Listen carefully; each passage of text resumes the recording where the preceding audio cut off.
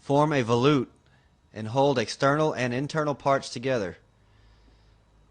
Most are two pieces and bolted together with a gasket in between.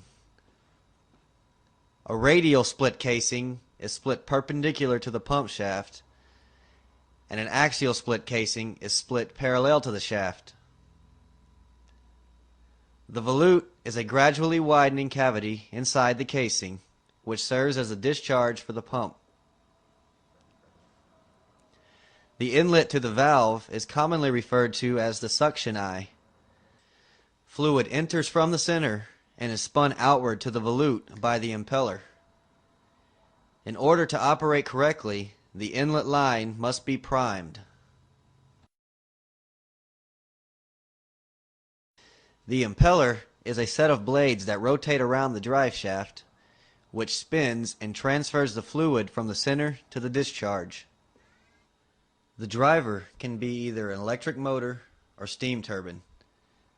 The shaft is what connects the driver to the impeller. The stuffing box and packing gland hold the packing against the shaft and casing. This allows shaft movement through the casing while at the same time preventing leakage from the pump.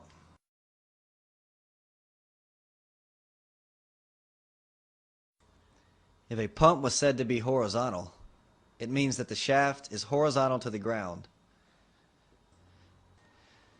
Horizontal seems to be the most common type in industry.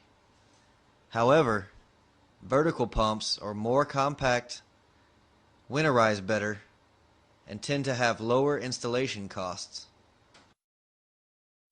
The simplest type of centrifugal pump is a single-stage pump. A single stage has only one impeller. In a multi-stage pump, the fluid enters the suction eye of the first stage impeller and is sent into the suction of the second stage impeller. The fluid flow and pressure will continue to increase at each stage until it reaches the discharge. Most centrifugal pumps have just a single inlet. Some applications require a higher volume of pumping. In these circumstances, a pump with more than one suction can be used.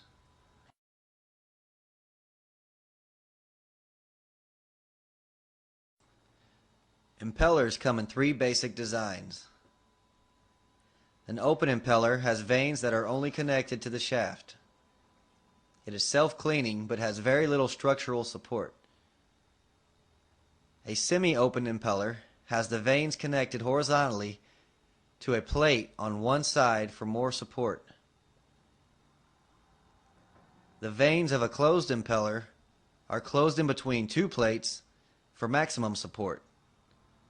This is the strongest, most common, and most efficient design, but it is limited to use with clear liquids only.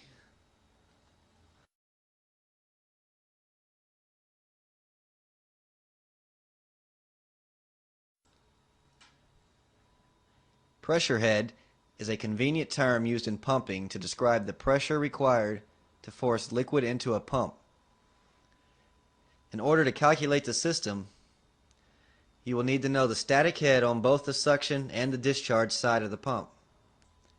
In addition to static head, there are two more heads you will need to know to complete the calculation. The static head of a pump is the maximum height or pressure it can deliver.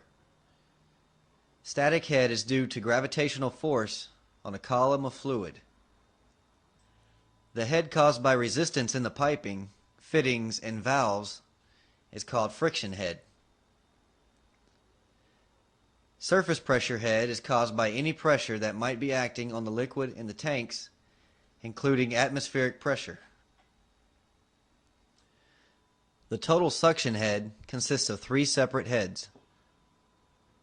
The total suction head equals suction static head plus suction surface pressure head minus suction friction head. The total discharge head is also made up of three separate heads.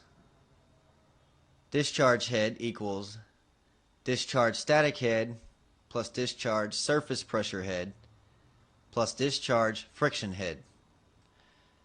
To calculate the total system head, subtract the total suction head from the total discharge head.